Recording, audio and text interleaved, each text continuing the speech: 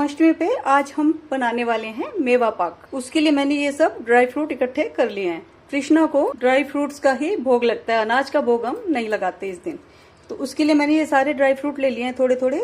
1 cup मैंने ये मखाने लिए हैं, इनको मैंने काट के देख लिया है, बिल्कुल साफ है। 100 ग्राम नारियल का बुरादा है, 2 टेबलस्पून बादाम, 2 टेबलस्पून काजू है, ये भी टुकड़े करके मैंने देख लिया, इनको साफ है। 1.5 से 2 चम्मच टेबलस्पून के आसपास ये खरबूजे के बीज हैं और 25 ग्राम गूंद है। सबसे पहले हम इनको थोड़ा थोड़ा भूनेंगे। गैस पे हमने ये पैन रख लिया है और इसमें हम सबसे पहले देसी घी डालेंगे, क्योंकि हम सबसे पहले गूंद को तलेंगे। हम जरूरत के हिसाब से घी ले लेंगे। घी गर्म हो गया है, थोड़ा सा 1-2 दाने डाल के चेक कर लेंगे। ये घी हमारा गर्म हो गया है, तो इसमें हम थोड़े थोड़े गूंद डाल के अपना गूंद तल लेंगे।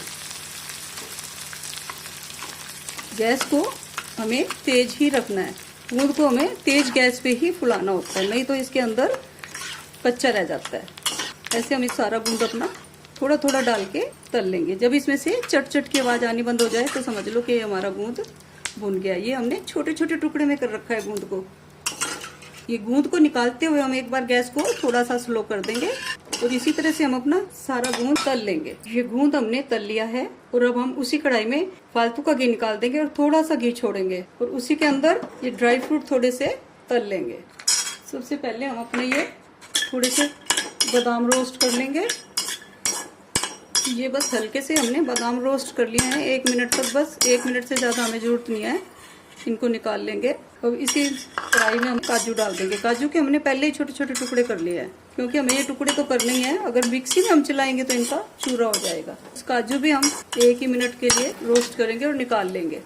काजू रोस्ट हो गए हैं, इनको भी निकाल लेंगे। खरबूजे के बीज भी हल्के से रोस्ट करेंगे। खरबूजे के बीज अगर ज़्यादा हो जाए तो फिर ये उछलने लगते हैं, बस ये चटर चटर बोलने लग गए हैं। ये भी हो गए हैं, इन्हें हम निकाल देंगे। थोड़े से हम मखानों को भी हल्के से ड्राई रोस्ट कर देंगे। बस हमारा घी तो इसमें खत्म हो गया है। मखाने तो हमारे बिना घी के भी हल्के से रोस्ट हो जाएंगे। हमने स्लो गैस पे सेका है तो हमें 1 मिनट के आसपास लगा और ये हमारे बिल्कुल अच्छे से ड्राई रोस्ट हो गए। गोले में भी हमें घी की जरूरत नहीं है, क्योंकि इसमें अपना ही तेल बहुत होता है। हम इसको ऐसे ही चला के बस 1 मिनट में ये गोला हो जाता है। बहुत जल्दी हो जाता है गोला भी। बस स्लो गैस पे आधा मिनट ही लगा। ये गोला भी हमारा बिल्कुल क्रिस्पी सा हो गया है। बस अब गैस बंद कर देंगे।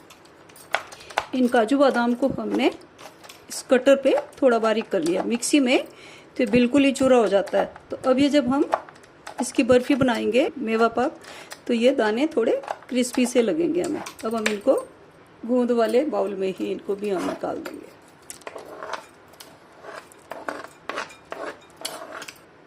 मखानों को हम मिक्सी के जार में डाल के और पुश बटन से इनको थोड़ा सा बारीक कर लेंगे। ये मखाने हमारे बस हमें ऐसे ही बारीक करने हैं। बस हमने पुश बटन से चला के इनको कर लिया है।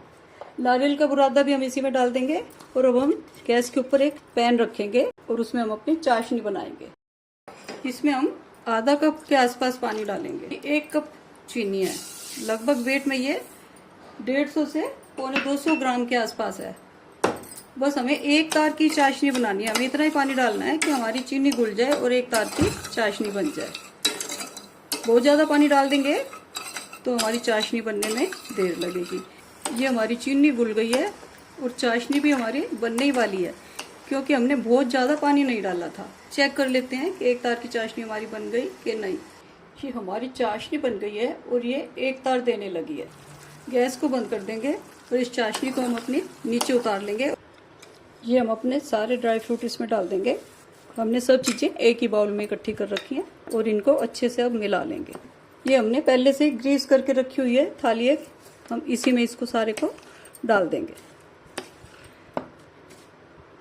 इन सब चीज़ों को हम थोड़ी सी देर ऐसे हिलाते रहेंगे तो जो चाशनी है इन सब के अंदर एब्जॉर्ब हो जाएगी। चाशनी अच्छे से एब्जॉर्ब हो गई है ड्राई फ्रूट्स में। इसको इस थाली में डाल के अच्छे से इसको जमा देंगे।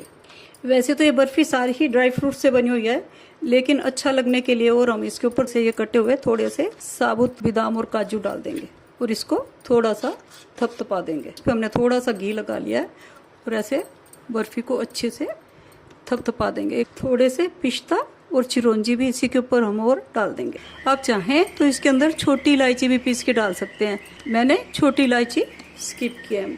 अब हम इसको रख देंगे सेट होने के लिए। बर्फी को जमाए हुए हमें 1.5 घंटा हो गया है और ये हमारी बर्फी जम गई है, ज़्यादा सख्त भी नहीं है।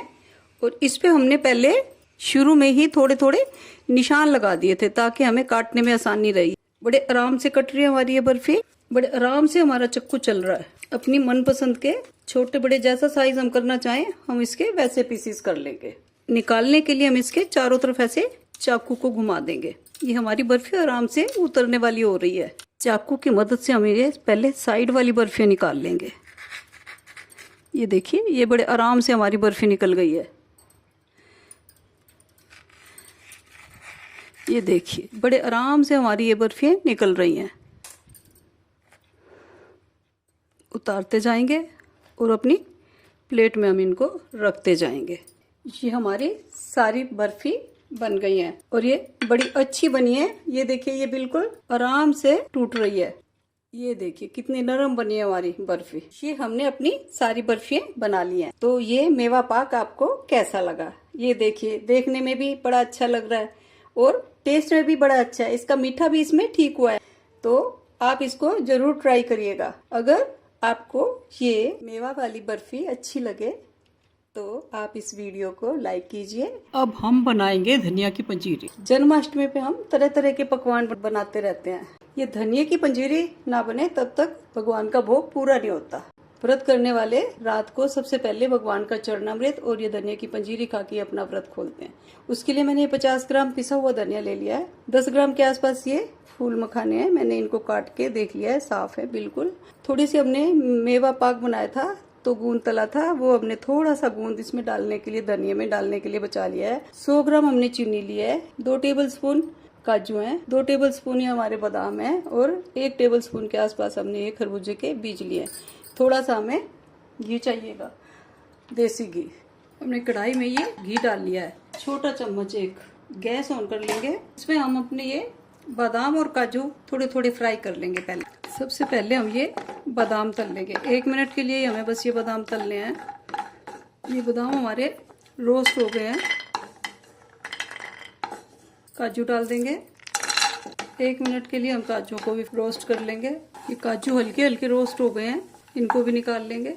अब हम ये खरबूजे के बीज फ्राई कर लेंगे थोड़े से। ये बड़ी जल्दी फ्राई हो जाते हैं, बस ये फ्राई हो गए हैं। गैस हम बंद कर देंगे एक बार और इनको जल्दी से निकालेंगे। दोबारा से गैस ऑन करेंगे और अब हम ये हमारे मखाने थोड़े से फ्राई कर लेंगे। ये आधे से 1 मिनट के बीच में हमारे मखाने फ्राई हो जाएंगे। ज़्यादा से ज़्यादा 1 मिनट लगेगी। ये हो गए हैं। अब हम इसमें अपना ये धनिया डालेंगे। गैस ऑन कर लेंगे। धनिया भी बड़ी जल्दी सिक जाएगा, इसमें से अभी खुशबू आने लग जाएगी, क्योंकि ज्यादा सेक देंगे तो ये फिर खारा खारा सा हो जाएगा। धनिया तो बस हमें आधा ही मिनट तक चलाना है। आधा मिनट हो गई है। ये हमारा धनिया भी 50 ग्राम ही है और ये हमारे धनिया में से बड़ी अच्छी सी खुशबू आने लगी है। गैस हम बंद कर देंगे और इस धनिया को भी हम अपने एक बर्तन में निकाल लेंगे। कढ़ाई में छोड़ेंगे तो ये और सिकता रहेगा। इन मखानों को हम इस जार में डाल के पुश बटन से थोड़े से बारीक कर लेंगे। मखाने हमने मिक्सी में ऐसे कर लिए। ये हम फुला हुआ गूंद इसमें डाल देंगे। खरबूजे के बीज डाल देंगे। बादाम और काजू का भी हमने मिक्सी में ही चूरा बना लिया है, क्योंकि धनिये में ज्यादा मोटी मोटी चीजें अच्छी नहीं लगती हैं। ये सब चूरा सा ही अच्छा लगता है। ये डाल देंगे और इसके अंदर हम ये बूरा डाल देंगे। 100 ग्राम हमने ये बूरा लिया है। धनिये में मीठा थोड़ा ज्यादा ही अच्छा लगता है और इसमें हम थोड़ा सा घी डाल देंगे। 50 ml घी ले रखा है, सारा ही डाल देंगे हम ये 50 ml घी। अब इसको हम अच्छी तरह से मिला लेंगे। ये हमारा प्रसाद बनके तैयार हो गया है। ये देखिए, धनिये के सीख जाने से उसकी बड़ी अच्छी खुशबू फैली हुई है। 50 ml घी में भी हमारा ये ठीक बनके तैयार हो गया है प्रसाद। प्लेट में ठाकुर जी के इस प्रसाद में तुलसी पत्र अर्पण करना ना भूलें। अगर आपको ये धनिया प्रसाद, धनिया पंजीरी की वीडियो आपको अच्छी लगे तो आप इस वीडियो को लाइक कीजिए, चैनल को सब्सक्राइब कीजिए। फिर मिलते हैं किसी और वीडियो के साथ। देखने के लिए धन्यवाद।